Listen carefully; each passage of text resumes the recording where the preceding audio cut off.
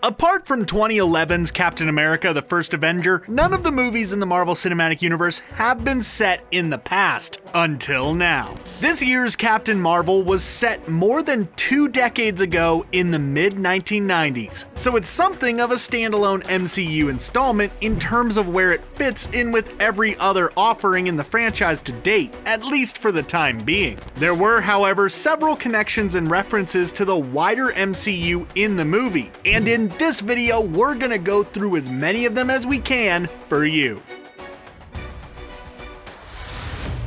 Captain Marvel actually doubles up as something of a Nick Fury origin film, as well as an origin movie for Brie Larson's character. Samuel L. Jackson's prominent MCU stalwart was one of the first people on scene when Carol Danvers crash-landed on Earth. He revealed during the film that he was born in Huntsville, Alabama, and that he joined the military straight from high school. He left the Army as a colonel, became a spy during the Cold War, and he referenced a number of key missions, notably one in Budapest. All of that fits in with the Phase 1 tie-in comic, Nick Fury, Spies Like Us, which was set before the end of the Cold War and actually featured Fury on a spy mission in Budapest. Of course, if Nick Fury is present, that means S.H.I.E.L.D. must be as well, and the espionage organization did indeed feature heavily in Captain Marvel. They were the organization with whom Fury was on the scene when Danvers' arrival on Earth wrecked a Blockbuster's store roof, and they remained a key presence throughout the movie. S.H.I.E.L.D.'s records enabled Carol Danvers to piece together some information about her past, as Fury's security clearance gave her access to records about her crash and her relationship with Annette Bening's Wendy Lawson. Danvers even wore a S.H.I.E.L.D. baseball cap at one point. Now, S.H.I.E.L.D. has been featured heavily in a lot of MCU films, including Iron Man, Thor, Captain America: The First Avenger, The Avengers, and Captain America: The Winter Soldier.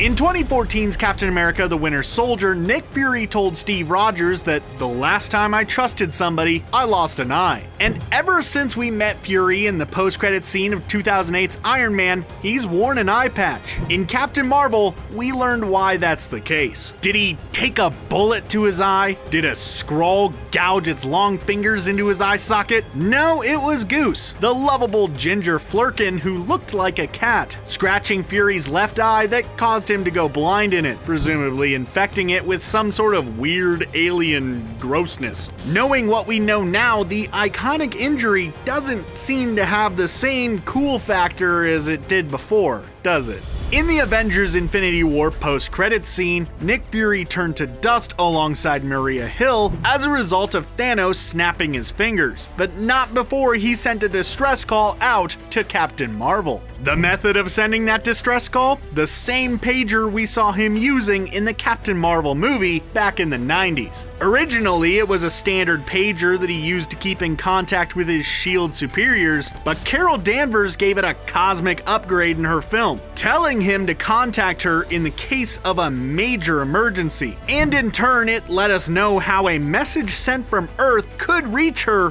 when she was out in the distant cosmos. We hadn't seen Clark Gregg's Phil Coulson in an MCU film since his death at the hands of Loki in 2012's The Avengers, even though he was brought back to life to star in the MCU television show Agents of S.H.I.E.L.D. But Captain Marvel saw the Son of Cole return to the big screen, as the 1990s setting allowed us to see him working alongside Nick Fury, having just completed his S.H.I.E.L.D. training. We even got to see a Skrull impersonating Coulson in an attempt to trick Fury, but Samuel L. Jackson's character was too smart for the shape-shifting alien. Whether or not it was the last time we'll see Coulson in the MCU remains to be seen, but it was cool to see him again up on the big screen regardless. This one was very easy to miss, as it was only a brief appearance, but Cobie Smulders Maria Hill did indeed appear in Captain Marvel. She was there in the scene when S.H.I.E.L.D. agents swarmed Project Pegasus looking for Nick Fury and Carol Danvers. Though we reiterate, it really was a blink and you'll miss it kind of moment. Hill was last seen turning to dust alongside Fury in that aforementioned post-credit scene of Avengers Infinity War, but we will see her again in both Avengers Endgame and Spider-Man Far From Home later this year, alongside Samuel L. Jackson's character, and it's cool to know she was there in Captain Marvel, creating another MCU connection even if most people didn't notice her. The late great Stan Lee has made cameo appearances in all 21 MCU movies to date, and 2017's Guardians of the Galaxy Volume 2 revealed he was actually playing the same character in all of them, particularly an informant for the cosmic beings known as the Watchers. In what tragically turned out to be a posthumous appearance, Captain Marvel saw the godfather of Marvel Comics making arguably his best cameo to date. When Carol Danvers was chasing a Skrull and the chase took her onto a train, one of the passengers was Lee, who, given that the movie was set in 1995, was reading a script and practicing his lines for his cameo in Kevin Smith's cult classic Mallrats from that same year. In the first Avengers movie, we were introduced to a new term in the MCU, Level 7. Following Loki's arrival on Earth, Nick Fury told Coulson that it was a Level 7 event, before saying, "As of right now, we're at war." The term went undefined as the movie progressed, but the Agents of S.H.I.E.L.D. series elaborated on it, revealing that S.H.I.E.L.D. had a number of levels of seniority and clearance. The resurrected Coulson stepped out of the shadows and told a shocked Grant Ward, "Welcome to Level 7. And Captain Marvel confirmed the idea of different levels in a very subtle way. When Nick Fury showed his S.H.I.E.L.D. ID, we saw him defined as a Level 3 agent, meaning he was still quite low in the S.H.I.E.L.D. hierarchy way back then. The Tesseract has played a major part in the MCU since it first appeared in the post-credits scene of Thor back in 2011. Later that year, it was shown to have been discovered by the Red Skull during World War II in Captain America: The First Avenger, but it was lost in the Atlantic Ocean by the time that movie ended. After the cube was retrieved by Howard Stark, Captain Marvel revealed that the Kree scientist Mar-Vell managed to trace the Tesseract's energy to Earth, and she used the artifact, otherwise known as the Space Stone, in order to develop faster-than-light technology and allow the Skrulls to find a new home. She even managed to take it on her cloaked vessel in orbit above Earth. The project the Mar-Vell infiltrated in order to access the Tesseract was called Project Pegasus, and Nick Fury and Carol Danvers managed to trace her to the Initiative in the Mojave Desert. The project has appeared quite a few times in the MCU. First in 2010's Iron Man 2, when it was revealed that Howard Stark worked on it before his death. And second, when a sign with the project's name on it was on screen for a brief moment in 2012's Avengers. In Captain Marvel, Project Pegasus was revealed to have been a joint initiative between the United States Air Force and NASA, but it would later be taken over by S.H.I.E.L.D., as evidenced by the fact that the aforementioned sign with its name on it was in a secret S.H.I.E.L.D. base. When Nick Fury and Carol Danvers broke out of Project Pegasus, they did so in a jet that MCU audiences should be relatively familiar with. It's the Quadjet, the forerunner to S.H.I.E.L.D's Quinjet, which of course has appeared in the likes of the Avengers, its 2015 sequel Age of Ultron, and 2017's Thor Ragnarok. Production designer Andy Nicholson said, "It was important that people instantly know what this ship is when it's on the hangar floor. They need to realize that it's an earlier version of the Quinjet, so you had to be careful with keeping things like the two engines at the back and the twin fins and basic silhouette in the cockpit arranged in a way that you can access it from the back." The Skrulls made their MCU debut in Captain Marvel, and while you might not be aware that they'd already been established prior to that, the fact is that they had been. In 2014's Guardians of the Galaxy, Rocket used a pair of high-tech binoculars to view the residents of Xandar, briefly focusing on Stan Lee. The text that flashed up alongside him was in the Skrull language, and it appropriately translated as Excelsior. Lee Pace first appeared as Ronan in Guardians of the Galaxy, and despite the fact his character was killed in that movie, he was able to reprise the role in Captain Marvel thanks to its 90s setting. In Captain Marvel, he's wearing a subtly different costume, one that matches the colors of the Kree Star Force, and he isn't yet a complete fanatic with his religion. His role isn't quite as prominent as we were led to believe it would be. He only appears briefly throughout the movie before arriving on Earth to combat Carol Danvers at Yon-Rog's request right at the end. But he thinks better of that idea when he sees how powerful she's become.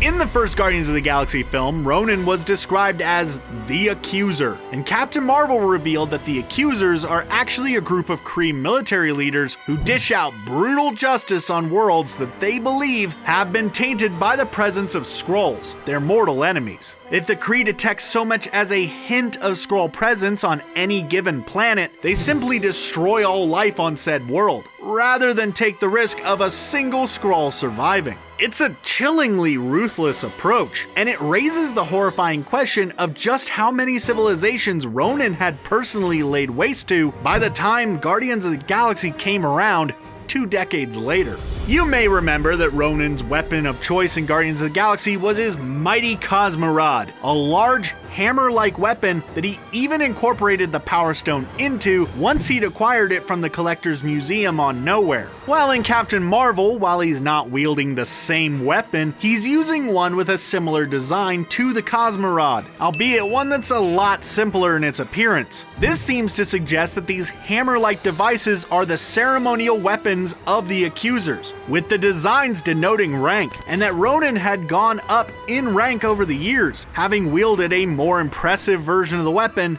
2 decades later. Ronan's personal weapon isn't the only thing belonging to him that connects to the wider MCU. The Accusers' capital ships in Captain Marvel are also deliberately designed to resemble Ronan's vessel from Guardians of the Galaxy. Like the older version of the Cosmi-Rod, the designs of the ships seem a little simpler, which looks to either indicate that the Kree have since improved their technology, or that Ronan was granted access to a better ship as he rose through the ranks. But Ronan wasn't the only Captain Marvel character who MCU fans would have remembered from the first Guardians of the Galaxy movie. Korath the Pursuer, a member of the elite Kree Star Force unit, also reappeared. He's Star Force's second in command, and a highly skilled warrior whose weapons of choice are the twin blades that are constantly strapped to his back. Like Ronan, he's a character who was fated to grow disillusioned with the Kree and ultimately went rogue, and he became one of the most trusted lieutenants of Lee Pace's character, as seen when he led the mission to Morag to retrieve the Power Stone in Guardians of the Galaxy. It's important to point out that Yon-Rogg didn't save Carol Danvers' life for selfless reasons. He realized how powerful she was and intended to turn her into a weapon to be used in the Kree's ancient war against the Skrulls and the Xandarians. The Kree may have a deep-rooted belief in their own superiority, but they're certainly not above taking advantage of enhanced beings if they believe that they can control them. And that's exactly the same kind of approach the Kree took in Agents of S.H.I.E.L.D, whereby thousands of years ago, they arrived on Earth and experimented on humans to create superpowered weapons to fight in wars on their behalf. They created the Inhumans, but in doing so, unwittingly fashioned a weapon too dangerous for them to control, in a scenario almost identical to what happened with Danvers. In the Guardians of the Galaxy films, different locations in space were identified by having their names printed on screen, as well as their galactic coordinates specifying their exact location. Locations in Captain Marvel were identified in exactly the same way, with the names of planets like Hala and Torfa on screen alongside their coordinates. In Guardians of the Galaxy, however, the coordinates also doubled as Easter eggs. So for example, if numbers were replaced with their associated letter in the alphabet, they spelled out words that hinted at major plot twists to come in the sequel. But that doesn't appear to be the case for Captain Marvel, at least as far as we know right now. At the end of Captain Marvel, after Carol Danvers has departed the Earth to help the Skrull refugees find a new home, Nick Fury was shown looking at her file. We saw a photo that revealed that, as a pilot, Danvers had the call sign Avenger, and when Fury saw it, it just so happened to coincide with him writing a draft for a new initiative. Realizing that S.H.I.E.L.D wasn't enough to protect the world from cosmic threats and that Earth needed another line of defense, he planned to seek out other heroes for a project called the Protector Initiative. But having seen Danvers' call sign, he decided the Avenger Initiative was a better name. Rather brilliantly, the scene played out with the Avengers theme music playing in the background. The mid-credit scene of Captain Marvel provided the most exciting connection between the movie and the wider MCU, as we saw Carol Danvers alongside a group of longer-established characters in the franchise face-to-face for the first time. It showed Steve Rogers, Natasha Romanoff, Bruce Banner, and James Rhodes monitoring Nick Fury's pager, the same one Danvers altered to enable him to contact her across space. Evidently, they'd somehow take it from the scene of his death in Avengers Infinity War, before, though they didn't really explain that part. As the pager stopped working, the heroes spoke of fixing it because they wanted to know who was on the other end. At that point, Danvers showed up right in front of Romanoff and simply asked, "Where's Fury?" The final post-credit scene was more of a humorous one, but it still provided us with an answer to a question that would have otherwise left us puzzled. Goose the cat, or should we say Goose the Flurkin, had swallowed the Tesseract in Captain Marvel to prevent the Kree from getting their hands on it. Flurkins, I guess, have pocket dimensions inside them or something like that. That's sort of how it was possible at all. But we know S.H.I.E.L.D. had possession of it by the time the Avengers movie happened in 2012, and this post-credit scene explained how that actually came to be. In Nick Fury's office, Goose began to gag as if she was gonna cough up a furball, but sure enough, out came the Tesseract. And the rest, as they say, is history, I guess? Yeah, let's go with that. Can you think of any other wider MCU connections in Captain Marvel that we may have missed? If you can, why not let us know down in the comments below? And while you're down there, don't forget to like this video and subscribe to Screen Rant for more great stuff just like this. Thanks for watching, and I hope to see you at the movies.